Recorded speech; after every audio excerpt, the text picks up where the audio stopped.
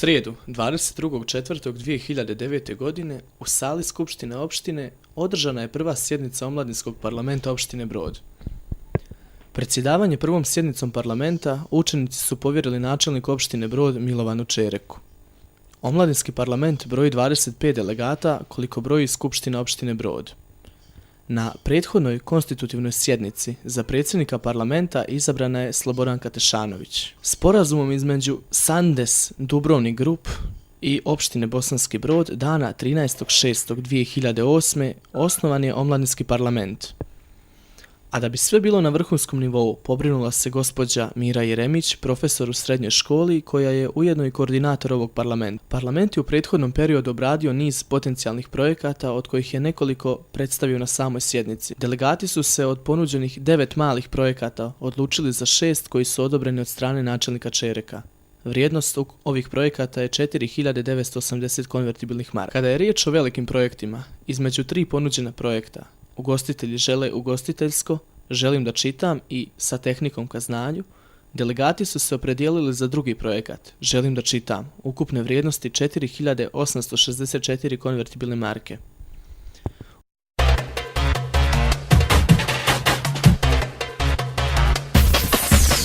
Na jučerašnjoj tematskoj sjednici Skupštine opštine Brod pred odbornicima su se našla 3 velika pitanja.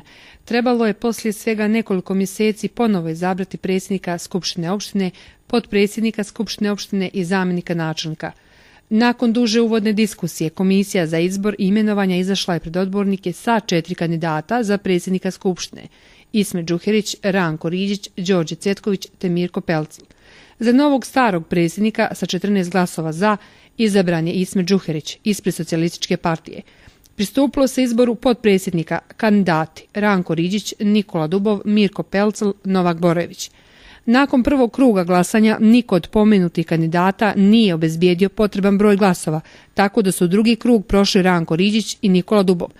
Drugi krug je protekao u znaku Ranka Riđića ispred Socijaldemokratske partije, koji je dobio 14 glasova, naspram 9 glasova Dubova iz SNSD-a. Načelnik opštine polaže potpuno pravo da predloži zamjenika načelnika, što je učinio. Radi očuvanja dobrih odnosa unutar koalicije, načelnik Čerek se odlučio predložiti kao svog zamjenika Nenada Šukurmu iz SNSD-a.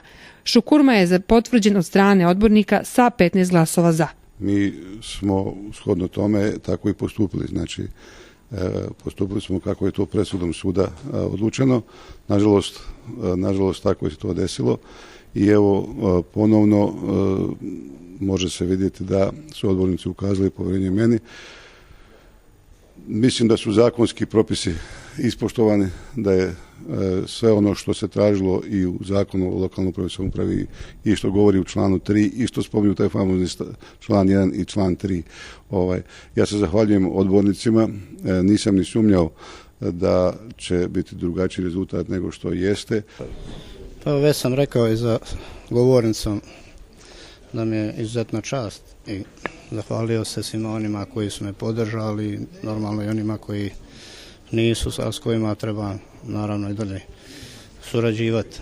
Ljudi koji žive ovdje, bez obzira koje nacionalnosti, treba da predstavljaju i svoj narod, između ostalih normalno.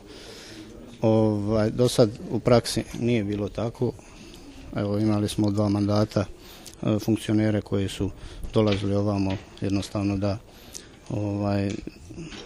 zadovolje svoje lične interese i obnašaju određene funkcije. Masa njih i kroz odborničke mandate i funkcije jednostavno nije imala apsolutno saznanja kako je stanje u gradu, osim evo ovdje na sjednicama, kolegijima, komisijama i tako dalje. Malo je njih prolazilo kroz ovaj grad da vidi kako je stvarno stanje i samim tim njihov doprinos je sigurno bio i mogu reći i beznačajan. Ja normalno i kao Hrvat i kao građanin i kao povratnik sigurno da razumijem i problematiku svih građana pa i Hrvata i želim da budem predstavnik, ali želim da budem predstavnik onih koji su se vratili i želim da budem povratnik, predstavnik onih koji žele da se vrate, evo, i kroz ovu funkciju daću svoj doprinos da pokušamo što više ljudi da se vrati na svoja ognjišta, da živimo ovdje svi zajedno i normalno zajedno sa ostalim funkcionerima i načelnikom, evo, da ovaj grad počne da liči na jedno normalno okruženje za sve ljude dobre volje koji žele da žive tu.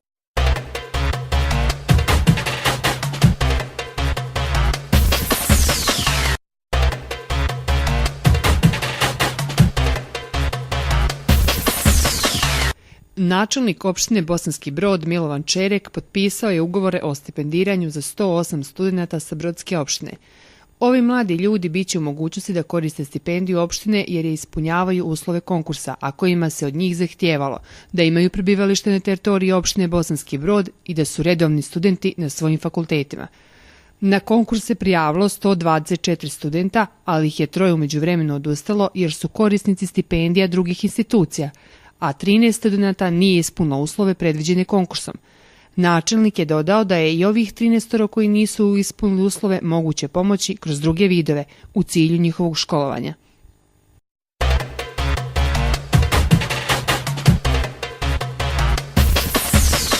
Jutro sa početkom u 10 časova u kabinetu načelnika opštine Brod Milovana Čereka organizovan je prijem za takmičare karate kluba Polet, jednog od najorganizovanijih i najuspješnijih brodskih sportskih klubova.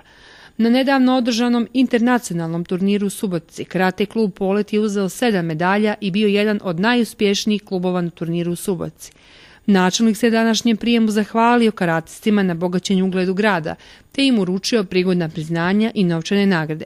Medalje u Subotici osvojili su Tomičević Tamara, 2. mjesto borbe pojedinačno i 3. mjesto borbe ekipno. Lazić Marijana, 1. mjesto borbe ekipno i 3. mjesto borbe pojedinačno.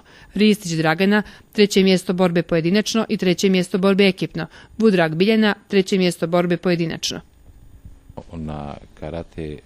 Na Evropskom karate kupu Subotica 2009. To je bio jedan međunarodni kup gdje su učestvovali reprezentacije iz BiH, Srbije, Hrvatske, čak i Austrije, Italije i tako dalje. Ovo je prvi prijem kod gospodina načelnika. Djevojčice ove koje sada ovdje su od samog početka od osnivanja karate kluba u Bosanskom Brodu. Karate klub je osnovan 2001. godine. Pored ovih uspjeha imali su i dalje i pre toga uspjehe od prvih mjesta pa do trećih i tako dalje.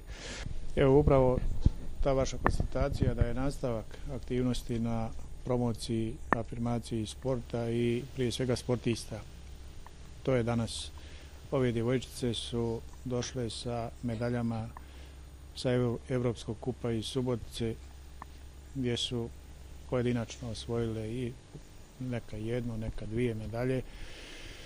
Mi koji vodimo računa o sportistima i sportu Broda smatrali smo, ja lično, da je potrebno to obilježiti ovakvim jednim prijemom koji bi za ove djevojčice značio to da cijenimo, priznajemo njihov rad. Bili smo u Subotici na takmičenju i osvojila sam 2. i 3. mjesto. 2. sam osvojila pojedinačno u borbama i 3. u ekipno.